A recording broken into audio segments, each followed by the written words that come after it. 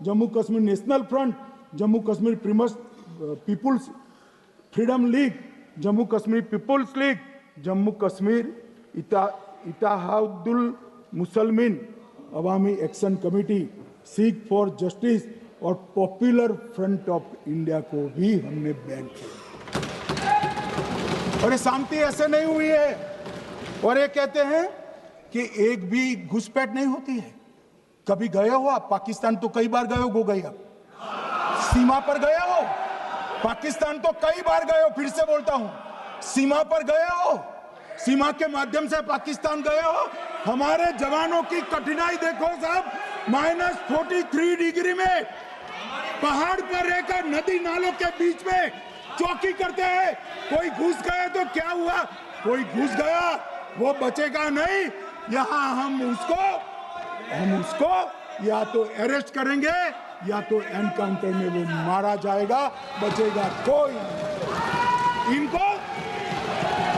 इनको सीमा की भौगोलिक कठिनाइयां मालूम नहीं। वहां मान्यवर कई नदी नाले हैं, वेग से पानी आता है, -46 डिग्री टेम्परेचर है, नीचे सुरंगें बनाते हैं। और ये तो ऐसे कह रहे हैं घुस गए। अरे भाई, आपके मन में तो, आपके समय में तो घुसने की जरूरत ही नहीं थी। आप बुलाते थे वीजा देकर, क्यों घुसेंगे? घुसने की जरूरत ही नहीं। जैसे आप पाकिस्तान जाते हो वैसे वो यहाँ आते। मनोहर, अब ये कैसे हमें पूछ सकते हैं? मान्यवर,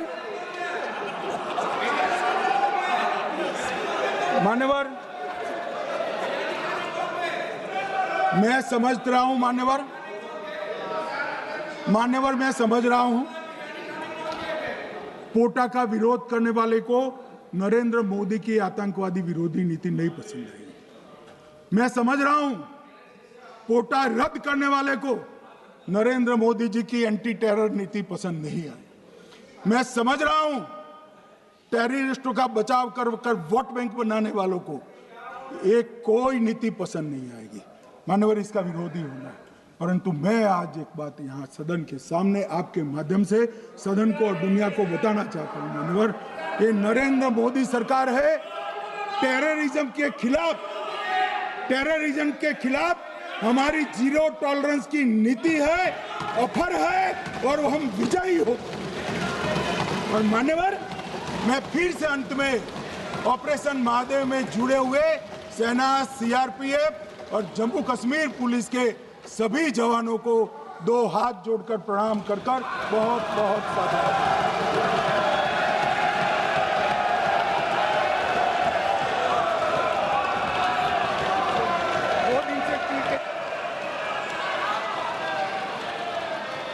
एक बात बता दीजिए। श्रीमती प्रियंका गांधी वाड्रा।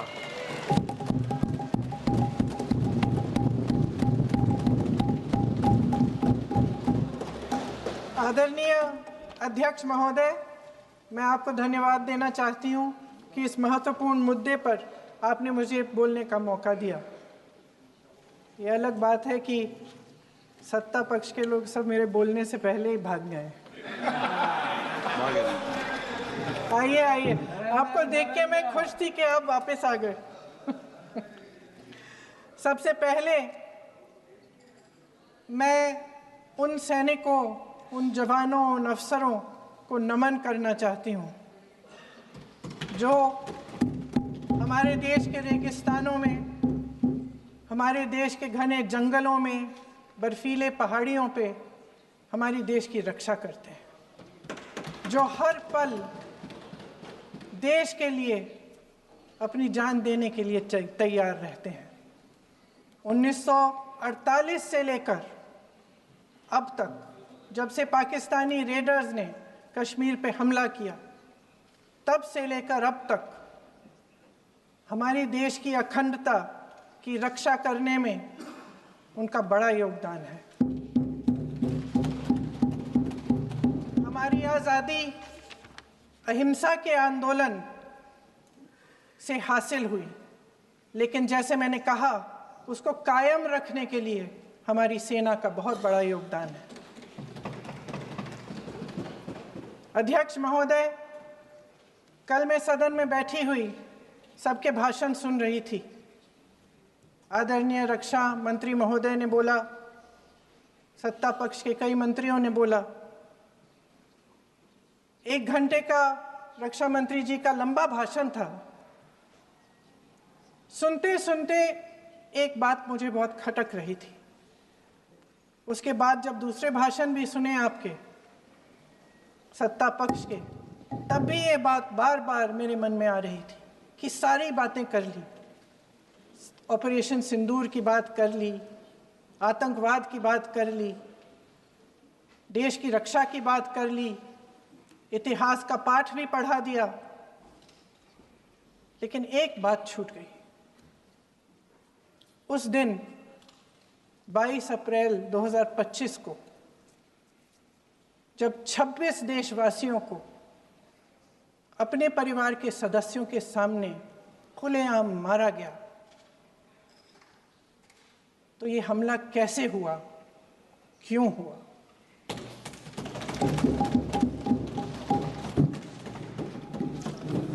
अध्यक्ष महोदय, ये लोग बैसारन वैली में, पहलगाम के पास कश्मीर में क्या कर रहे थे? आजकल पब्लिसिटी का दौर है, प्रचार का ज़माना है। कुछ समय से हमारी सरकार ये प्रचार कर रही थी कि कश्मीर में आतंकवाद ख़त्म हो गया है, कि कश्मीर में शांति है, अमन चैन है। प्रधानमंत्री जी ने खूब भाषण दिए, देशवासियों को कहा कि चलिए कश्मीर चलिए, सैर करिए। कई बार मैंने ये भी देखा मीडिया पर, टीवी पर कि कश्मीर जाइए, ज़मीन खरीदिए, अब वहाँ अमन चैन है, शांति का वातावरण है। इसी बीच शुभम द्विवेदी, एक कानपुर के नौजवान, और उनके पूरे परिवार ने तय किया कि वो कश्मीर जाएंगे। शुभम द्विवेदी की 6 महीने पहले शादी हुई थी। उसकी पत्नी ने कहा कि उनके बीच एक ऐसा रिश्ता था, प्रेम और दोस्ती का ऐसा रिश्ता था कि वो एक दूसरे को बच्चों की तरह हंसाते थे। सोशल मीडिया पर एक वीडियो भी जारी है जिसमें पूरा परिवार एक साथ बैठा हुआ ताश खेल रहा है और ऐसे हंस रहे हैं कि उस वीडियो को देख के किसी का भी दिल टूट जाए कि इस परिवार को इस तरह से उजड़ने क्यों दिया हमने। 22 अप्रैल 2025 को बैसारन वैली में मौसम का मिजाज अच्छा था। जैसे हर रोज़ लगातार 1000 से 1500 लोग वहाँ पहुँचते थे, उसी तरह से उस दिन भी तमाम पर्यटक वहाँ पहुँचे। वहाँ का रास्ता आसान नहीं है अध्यक्ष महोदय जी, जंगल से जाना पड़ता है, पहाड़ों के बीच जाना पड़ता है, घोड़े से जाना पड़ता है। ये परिवार वहाँ पहुँचे, मौसम सुहाना था, उनके बच्चे ट्रैम्पोलिन पे खेल रहे थे, कोई जिपलाइन कर रहा था, कोई चाय पी रहा था, तो कोई कश्मीर की सुंदर वादियों की ठंडी हवा का मज़ा ले रहा था। शुभम अपनी पत्नी के साथ एक स्टॉल पे खड़े थे। तभी अचानक 4 आतंकवादी जंगल में से निकलते हैं और शुभम को वहीं अपनी पत्नी के सामने मार डालते हैं। उसके बाद वे वहाँ से पूरे वैली में 1 घंटे के लिए लोगों को चुन चुन कर मारते हैं। किसी के पति को अपनी पत्नी के आंखों के सामने, किसी के पिता को अपने बेटे के सामने, चुन चुन कर 26 लोगों को मार डालते हैं। शुभम की पत्नी घबराकर वहाँ से भागने की कोशिश करती है, अपनी जान बचाने के लिए जंगल की तरफ दौड़ती है। वहाँ पता चलता है कि तमाम लोग जंगल की तरफ दौड़े हैं और अपनी जान बचाने की कोशिश कर रहे हैं। कोई अपने बेटे का हाथ पकड़ के पहाड़ों पर घसीटता हुआ जा रहा है, कोई कश्मीरी घोड़े वालों और गाइडों की मदद लेते हुए चले जा रहा है, कोई रास्ता नहीं है, कोई तरीका नहीं है, लेकिन किसी न किसी तरह से शुभम की पत्नी के शब्दों में किसी ऐसी शक्ति ने हमको बचा कर रखा कि हमें किसी न किसी तरह से हम अकेले नीचे पहुंचे। और मैं उनके लफ्ज पढ़ना चाहती हूं, क्योंकि उन्होंने कहा कि इस पूरे समय जब 1 घंटे के लिए चुन चुन कर भारतीय नागरिकों को मारा जा रहा था, इस पूरे समय उसे एक सुरक्षाकर्मी नहीं दिखा, एक सैनिक नहीं दिखा।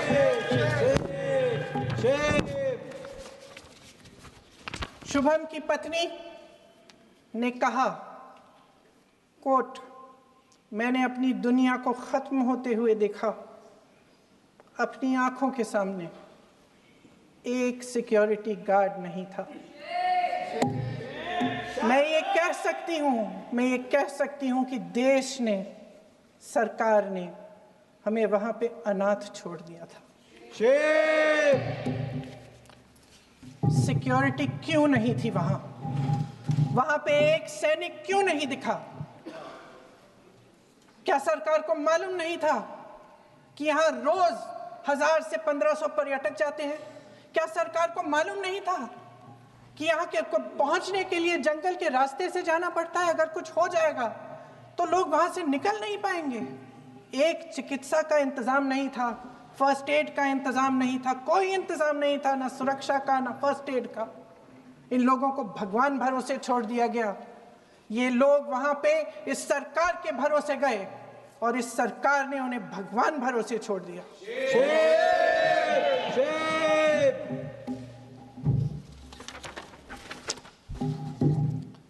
मैं पूछना चाहती हूं, ये किसकी जिम्मेदारी थी? इस देश के नागरिकों की सुरक्षा की जिम्मेदारी किसकी है? क्या इस देश के प्रधानमंत्री की नहीं है? क्या इस देश के गृह मंत्री की नहीं है? क्या इस देश के रक्षा मंत्री की नहीं है? क्या एनएसए की नहीं है? अध्यक्ष महोदय, पहलगाम हमले से सिर्फ 2 हफ्ते पहले हमारे गृह मंत्री महोदय जी कश्मीर गए थे। किस लिए गए थे? जो सुरक्षा की व्यवस्था है इसको देखने के लिए गए थे, इसको रिव्यू करने के लिए गए थे। और उन्होंने वहां कहा कि आतंकवाद पर विजय प्राप्त हुई है। ये 2 हफ्ते पहले है। 3 महीने बाद JNK के गवर्नर साहब एक आम इंटरव्यू में ऐसे ही चलते चलते कह देते हैं कि हाँ, बैसारन वैली में बहुत लापरवाही हुई और इसके लिए मैं जिम्मेदारी लेता हूँ। ऐसे ही चलते चलते, और वो बात होती है, ख़त्म भी वहाँ होती है और वहीं ख़त्म हो जाती है। उनसे जिम्मेदारी ली भी नहीं जाती, कोई सवाल नहीं उठाता, कोई जवाब नहीं देता। अध्यक्ष महोदय, उस हमले की जिम्मेदारी एक आतंकवादी गुट जिसका नाम TRF है थोड़े दिनों बाद लेती है। कौन है ये TRF? 2019 में ये गुट बना। 2020 में इसने कश्मीर में आतंकवाद का काम शुरू कर दिया और 2020 अप्रैल 2020 से लेकर 22 अप्रैल 2025 तक इन्होंने 25 आतंकवादी हमले किए। गृह मंत्री महोदय ने जब UPA सरकार के समय के आतंकवादी हमले गिने तो लगभग 25 गिनवाए थे अभी अपने भाषण में। इस गुट ने कश्मीर में 25 हमले 2020 और 2025 के अंदर एक पूरी लिस्ट है इन हमलों की। मेरे पास इतना समय नहीं है इसलिए मैं एक एक को नहीं पढ़ना चाहती, लेकिन मैं इतना कहूंगी कि इनमें रियासी का हमला भी था 2024 का, जिसमें 9 लोग मारे गए और 41 लोग घायल हुए। कुल मिलाकर 2020 से लेकर 22 अप्रैल 2025 तक TRF ने 41 सेना और सुरक्षा कर्मियों की हत्या की, 27 सिविलियंस की हत्या की और 54 लोगों को घायल किया था। भारत सरकार ने टीआरएफ को आतंकवादी संगठन का दर्जा कब दिया? 2020 में दिया, 2021 में दिया, 2022 में दिया, 2023 में दिया। 3 साल बाद, 3 सालों के लिए ये आतंकवादी गतिविधियां कर रहे हैं और आप इनको आतंकवादी संगठन तब कहते हैं 2023 में। इसकी क्या वजह थी? ये सब सरकार के संज्ञान में था। और आप मुझे बताना चाहते हैं, सत्ता पक्ष के नेता बताना चाहते हैं कि ये सब आपके संज्ञान में था, लेकिन कोई भी एक ऐसी एजेंसी नहीं है हमारी सरकार की जिसको पता चला कि ऐसा हमला, ऐसा भयानक हमला होने जा रहा है हमारे देश में, कि पाकिस्तान में बैठे हुए इस हमले की योजना बन रही है कि हम भारत जाके हैवानियत करेंगे, 26 लोगों को मार डालेंगे और हमें पता ही नहीं है। क्या ये हमारी एजेंसियों की विफलता है कि नहीं है? ये बहुत बड़ी विफलता है, ये एक बहुत बड़ी विफलता है। जानते थे कि ये गुट है, जानते थे कि 5 सालों से ये आतंकवादी हमले कर रहा है, अध्यापकों को मारा, आर्मी के बड़े बड़े अफसरों को मारा, आम जनता को मार डाला, पुलिस वालों को मार डाला, और आप इन पे निगरानी नहीं रख रहे थे। और ये जो एजेंसियां हैं, इनकी जिम्मेदारी कौन लेगा? क्या आईबी चीफ ने अपना इस्तीफा दिया? क्या किसी ने इस्तीफा दिया? गृह मंत्री जी के कार्य क्षेत्र में आता है इंटेलिजेंस ब्यूरो। क्या गृह मंत्री जी ने इस्तीफा दिया? इस्तीफा छोड़िए, जिम्मेदारी ली।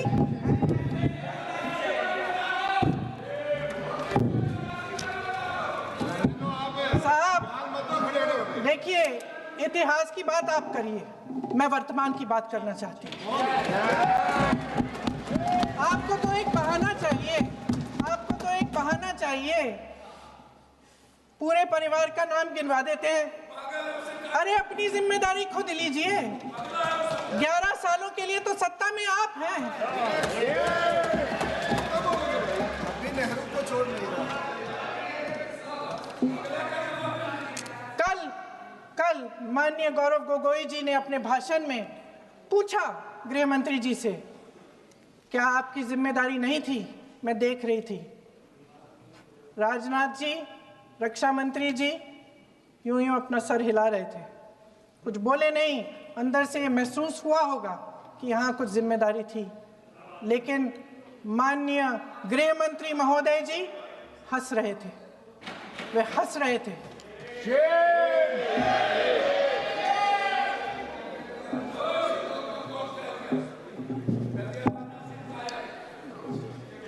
अध्यक्ष महोदय, कल सत्ता पक्ष और आज भी सत्ता पक्ष के नेताओं ने 2008 के मुंबई के हमलों का जिक्र किया, बार बार कहा कि मनमोहन सिंह जी की सरकार ने कुछ नहीं किया।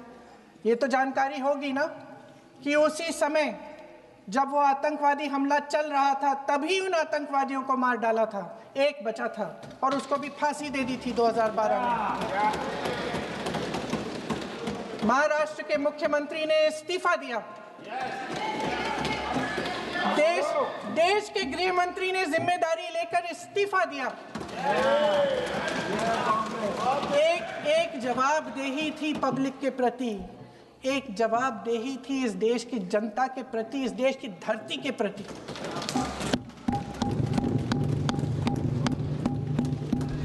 राजनाथ जी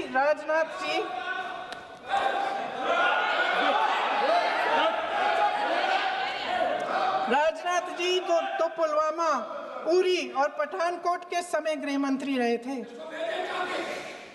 आज वे रक्षा मंत्री हैं और हमारे गृह मंत्री महोदय श्री अमित शाह जी के नाक के नीचे पूरा मणिपुर जल गया, दिल्ली में दंगे हुए, पहलगाम में हमला हुआ और आज भी वे उसी पद पर बैठे हैं। क्यों?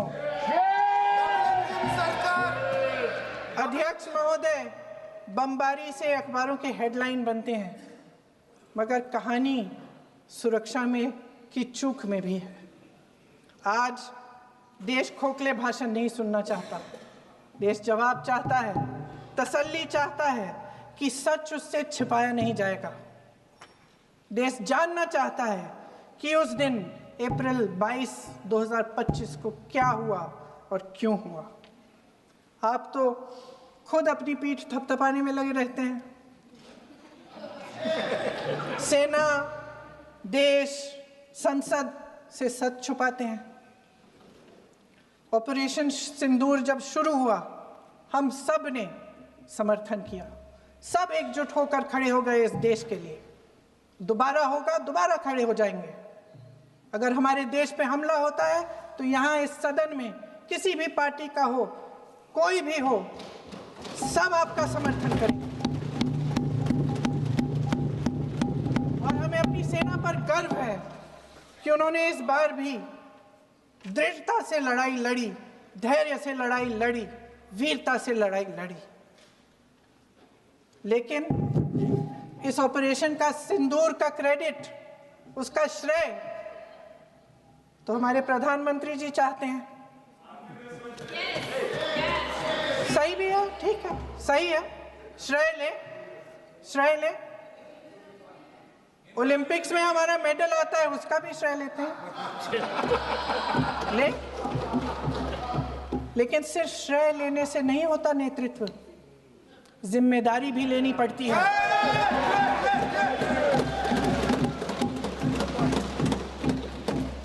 देश के इतिहास में ये पहली बार हुआ, देश के इतिहास में ये पहली बार हुआ कि जंग होते होते ही रुक गई। रुक गई है जी। और इस रुकावट का ऐलान हमारी सरकार, हमारी सेना नहीं करती, अमेरिका के प्रेसिडेंट करते हैं, अमेरिका के राष्ट्रपति करते हैं।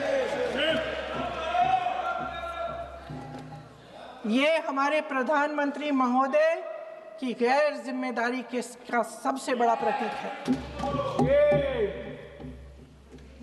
आज गृह मंत्री जी ने इस बात पर उल्लेख किया। उन्होंने कहा, उनके शब्दों में उन्होंने कहा कि पाकिस्तान के पास शरण में आने के बजाय कोई चारा ही नहीं था। आपने शरण दिया क्यों? वो आते हैं आपके देश के अंदर, लोगों को मार डालते हैं और आप उनको शरण दे रहे हैं। क्यों दिया शरण? इसका जवाब क्यों नहीं दिया है एक भी भाषण में? जैसे ये बात उठी, शरण की बात की, हमारे गृह मंत्री जी ने इतिहास में चले गए। नेहरू ने क्या किया, इंदिरा गांधी ने क्या किया, यहां तक कि मेरी मां के आंसुओं तक चले गए। लेकिन इस सवाल का जवाब नहीं दिया कि ये सीज फायर हुआ क्यों, ये जंग रुका क्यों, और तब क्यों रुका जब दुश्मन के पास कोई चारा नहीं था हमारे श्रेय में आने के बजाय। क्यों रुका ये जंग? इसका जवाब नहीं दिया। धन्यवाद। आप देंगे?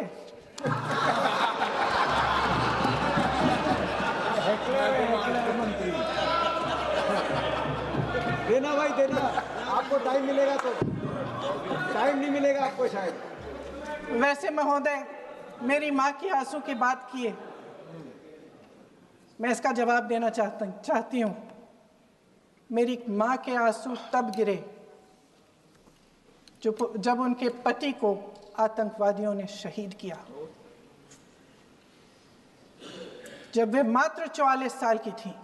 और आज अगर मैं इस सदन में खड़ी हूं और उन 26 लोगों की बात कर रही हूं, मैं इसलिए कर रही हूं क्योंकि मैं उनका दर्द जानती हूं, महसूस करती हूं।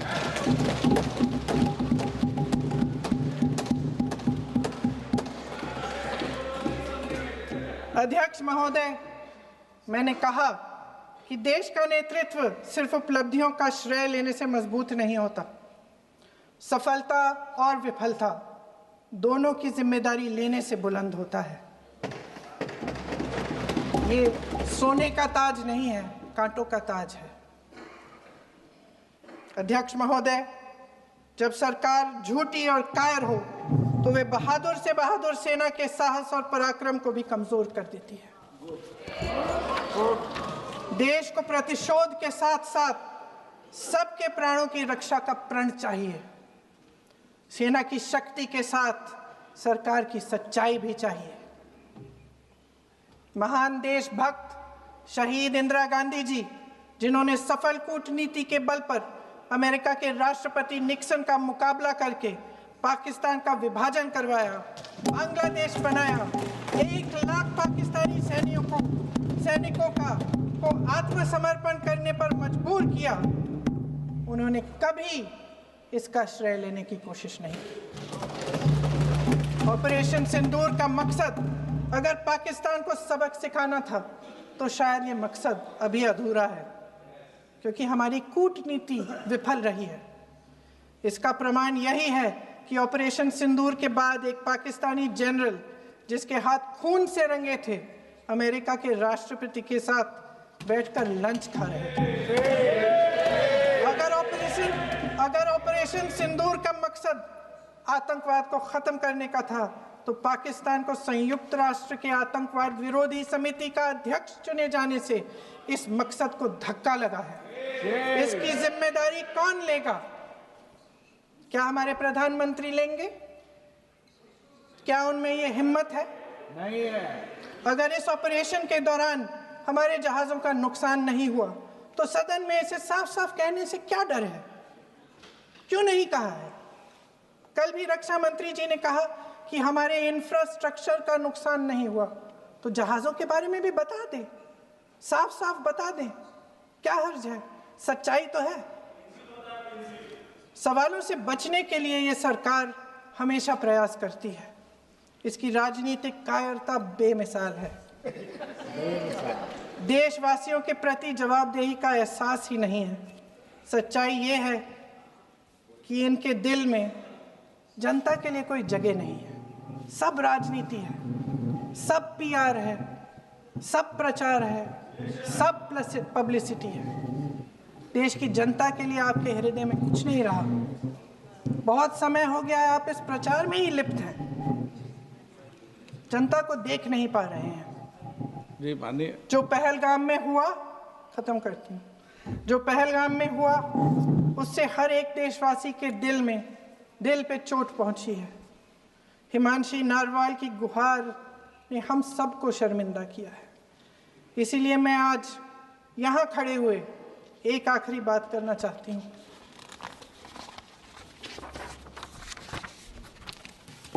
इस सदन में लगभग सभी के पास सुरक्षा है, सुरक्षा की व्यवस्था है।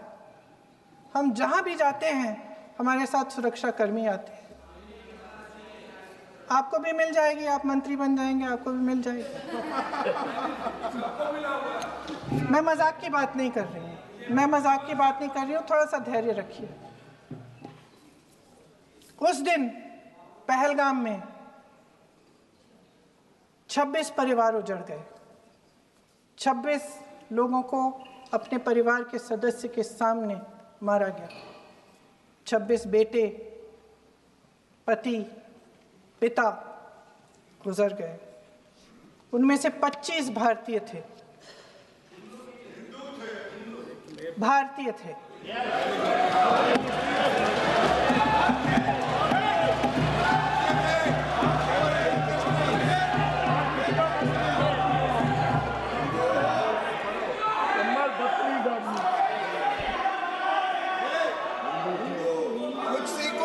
जितने भी लोग बैसारन वैली में थे और जो 25 भारतीय मारे गए, उनके लिए कोई सुरक्षा नहीं थी, कोई सुरक्षा नहीं थी। आप कितने भी ऑपरेशन कर डालें, आप इस सच्चाई के पीछे छुप नहीं सकते, इसे नकार नहीं सकते। आपने उनको सुरक्षित नहीं किया। कोई शर्म नहीं है, कोई शर्म नहीं है, कोई शर्म नहीं है और ना कभी होगी। सुन लीजिए, सुबह भी मैं शिव मंत्र बोल के आई हूं। इनको क्या पता शिव मंत्र क्या है? शिव मंत्र खत्म कर लूं अपना भाषण। शिव मंत्र मैं एक बार उन 25 भारतीयों के चलिए चुप रही। मैं एक बार उन 25 भारतीयों के नाम इस सदन में पढ़ना चाहती हूँ, ताकि यहाँ बैठे हर सदस्य को यह एहसास हो कि वे भी हमारी तरह इंसान थे, किसी राजनीतिक बिसात के मोहरे नहीं थे। वे भी इस देश के बेटे थे, वे भी इस देश के शहीद हैं। उनके परिजनों के प्रति हम सब की जवाबदेही बनती है, उन्हें सच्चाई जानने का हक है। समीर गुहा भारतीय, बिट्टन अधिकारी, मनीष रंजन, हेमंत सुहास जोशी, विनय नारवाल, सुशील नथनियल, अतुल श्रीकांत मोने, सैयद आदिल हुसैन शाह, नीरज अडवाणी, एन रामचंद्रन, संजय लक्ष्मण लेले, माननीय प्लीज दिनेश अग्रवाल, दिलीप दिल से, प्रशांत कुमार सतपति, JS चंद्रमौली। अब आप बोलिए, अब आराम से। JS चंद्रमौली, यतीश परमार, S मधुसूदन राव, माननीय सदस्य, नारेबाजी का सदन नहीं है। शैलेश कलाटिया, ये तरीका ठीक नहीं है आपका। मंजुनाथ राव, कौस्तभ गणबोटे, शुभम द्विवेदी। जय हिंद।